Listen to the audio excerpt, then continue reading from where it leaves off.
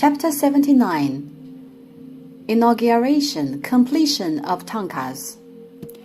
In previous chapter, we introduced the first three making steps of a traditional Tibetan tanka. The first one is to pray and wish. The second, the pigments and cloth preparation. The third, composition deployment. Upon the composition is done, painting process of outlining and coloring then gets started, on which I may not say too much.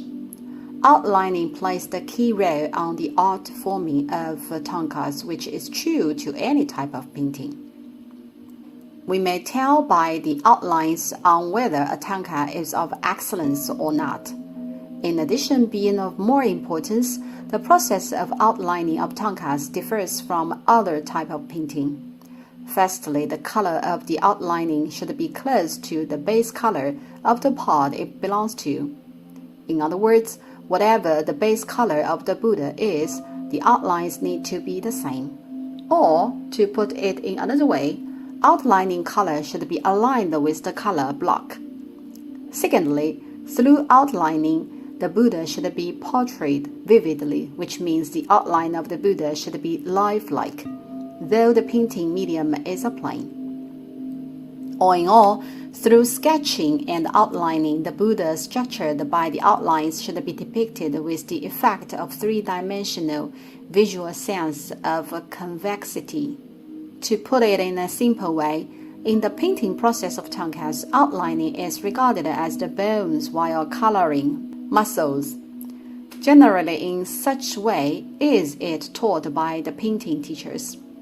Stationery and the painting of Tibetan Buddhism has standard sutras, which are Pratima Manalakashana, canon on the measurements of sacred images, 造像度量经, and the Pratimalakashana, canon of iconography, 画像度量经. Hence, all the colors applied should abide by the stipulation. Unlike the modern cartoon Buddhist paintings, you cannot color tankas arbitrarily. The coloring rule should be strictly executed, and it is not allowed to color them the colors you want. This mandatory color rule is simply called 5 colors for 5 Buddhas, which can be further described as the follows. Mahavirachana, white. Aksobhya, blue. Amitabha, red. Ratnasambhava, yellow. Amoghasiddhi, green. How about the Shakyamuni, who is not listed in the 5 Dhyani Buddhas but in tankas? Shakyamuni Bhagavan is also red. That is to say, both Amitabha and Shakyamuni are red but slightly different. Shakyamuni is depicted in flesh red while Amitabha deep red, crimson. That's all for the color regulations of Buddha's painting of tankas. There are also many images of bodhisattvas in tankas. Satyadevata's tankas are quite complicated, and we will skip this part. However, we will introduce the 8 great bodhisattvas who are of relatively fixed color. You may find the 8 great bodhisattvas in the west side hall, number 19 on layout, of the Faran Hall, number 21 on layout, which I did not introduce specifically as I previously just articulated the east side hall, number 20 on layout, hall of ghosts and spirits. Of the 8 great bodhisattvas, Manjushri and Maitreya are in the same color, which is apricot. Avalokiteshvara and Savanivara Navishkambini, white. Samathabhadra, red. Mahashitamaprapta, dark cyan. Akashagarbha, blue. Kashtigarbha, yellow. That's the color regulation of the 8 great bodhisattvas.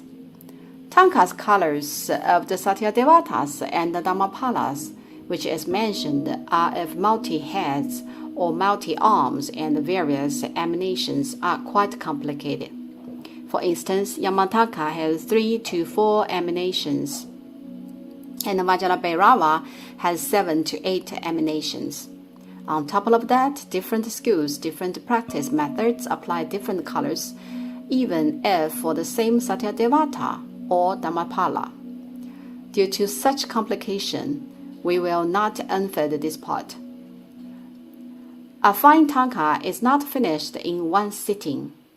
Like oil painting, one same place can be scrapped and repainted again and again. Taking Len Jun, for example, he would repaint his work many times. Tankas can be scrapped as well if certain part is unsatisfactory. Keeping the silhouette, that flaw or imperfect part can be scrapped and repainted. The coloring process is also similar to the oil paintings. Repeated blurring and smudging is necessary, which can increase the color saturation, strengthen the three-dimensional effect and the color richness of the tankas, which eventually leads to a more powerful visual impact. There is not too much to expound on the detailed process of coloring except the very last step, which is the painting of the five senses. Like any other figure portrait, this step is the last step and also the critical step on tankas painting. This step of five senses painting has a particular terminology called opening the eyes, which is the most crucial step on the production of tankas, which also mostly reflect the elegant stunt of a painter.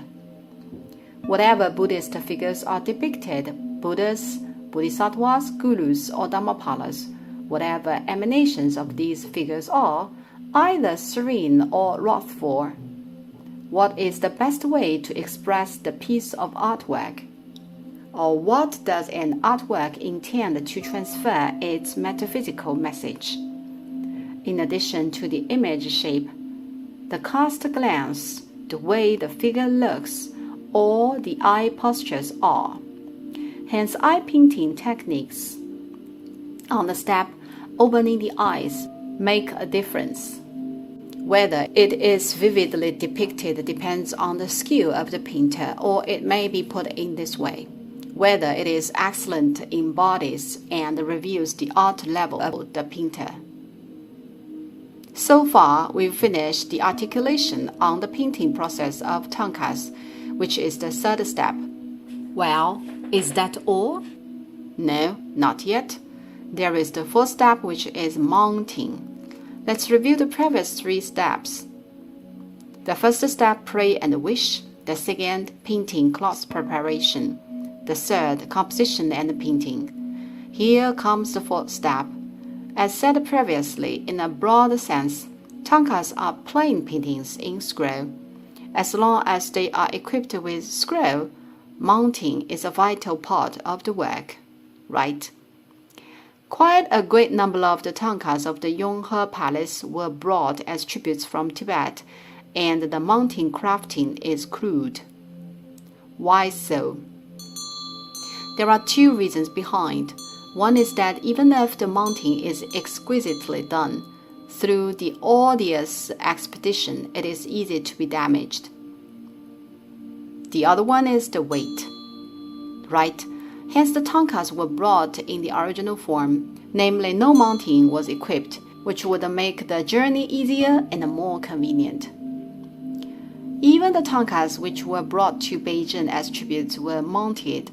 The emperor would highly likely replace the original mounting with new one, due to the coarse mounting craftsmanship. So it was in vain to mount them before the journey. It is a strength of Han areas on the mounting of paintings and calligraphy, right? As the saying goes, you can't fight someone's strengths with your weaknesses. Therefore, for most of the cases, the tankas presented as tributes to Beijing were not mounted. If they were, they would be remounted anyway. When it dated the times of the Emperor Qianlong, unified and standardized mounting process on tankas came into being. In other words, regulations on how to mount the tankas took effect. There had been the fine tradition that the Chinese craftsmen would formulate a set of process and standards upon enough time was consumed on repeating one same thing, which includes but not limited to the size and material of the scroll. For instance, what type of wood should it be if wood is used? Bronze or mounted silver? And the end of the shaft, is it a plain end or a form of vajra, which is dependent on the painting content? Some deluxe shaft would also be inlaid gems like turquoises and corals, varying in forms. We Chinese are really expert dealing with such elaborate and complicated things, which may, put in a positive way, be called constantly strive for perfection. Upon the mounting of the square is done, the high-class tanka needs an additional step, which is veiling, a process of covering a layer of veils, giving a poetical name tanka veil, namely a door curtain. The veils function as a shield on one hand and a deliberate obstacle to stop from being easily observed on the other hand. All high-class tankas have tanka veil, which implies a subtle pun that you need to open the veil to see the Buddha. The mounting process of Tibet is not that sophisticated as Han areas. It is quite simple and primitive, but from today's aesthetic, tankas mounted in Tibetan style are of more beauty. Why?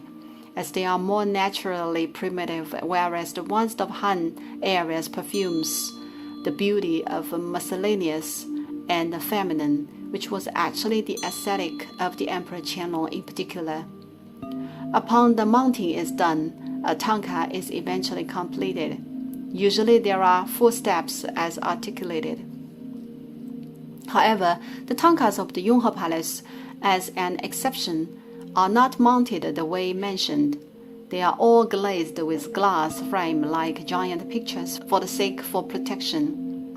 They had been mounted as the traditional method, but with the fact that a great number of tourists visiting every day, what if someone scratches them or the risk from unexpected cigarette sparks?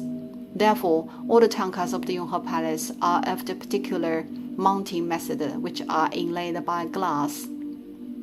As the old saying goes, save the best for the last. The very last step is to hold the religious ceremony again, which is the same as the first step.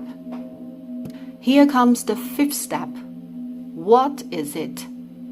Inauguration. The inauguration of tankas is a process of sutras and mantras to be chanted by lamas and a Buddhist ceremony and ritual to be held. From the perspective of Buddhist theory, the form of inauguration is like the consecration which would lodge and implant the wisdom and the power of the Buddha painted on the tanka. Is that understandable? For example, Shakyamuni is painted on the tanka through the religious rituals of sutra chanting and the mantra spelling. The Buddha wisdom and power of the deity is implanted and endowed into the painting. Tankas which had been inaugurated are usually endorsed on the back with the signature of Lamas himself and his Vajra seals. They could also be the forms that the words of the Tathagata are written in red on the back like Om, Hom, Ma, etc., distributed into 3 parts as upper, middle, and lower. One true word for one part. This is the inauguration of esoteric words. Varying in forms, the inaugurations are all embodied on the back of the tankas. Upon the above 5 steps, a tanka of a traditional crafting and process is eventually completed physically and religiously. It is, as a matter of fact, an academic subject covering large scale of knowledge, technology, and intelligence. Here, we only briefly introduce the craftsmanship. In the Yonghe Palace, there are several outstanding tankas worth a visit. For example, Qianlong's Dharma preaching in monastic robe, 乾隆佛庄说法图 in Banchan Building, number 23 on layout, which depicts the scene that the Emperor Qianlong as Manjushri was preaching Buddhism. The 41 pieces of Sintamani Tree Buddha's Jataka tales, birth stories of wish-fulfilling Jam Tree Buddha. 如意宝树佛本生记 on the walls of Wanfu Pavilion, number 24 on layout. The Pure Land in the West, 西方极乐世界 on the north wall of Shilun Hall, number 15 on layout. Shyama Tara, Green Tara, 绿度母 Tanka of piled damask embroidery in Yonghe Hall, number 18 on layout, made by Empress Xiao Shengxian, noble consort Xi Niuhulu Zhenhuan. So we've come to the end of the introduction on ritual implements and Tankas in Banchan Building and the Jietai Building. Now we may move to the last building of the Yonghe Palace, Suicheng Hall, number 29 on layout.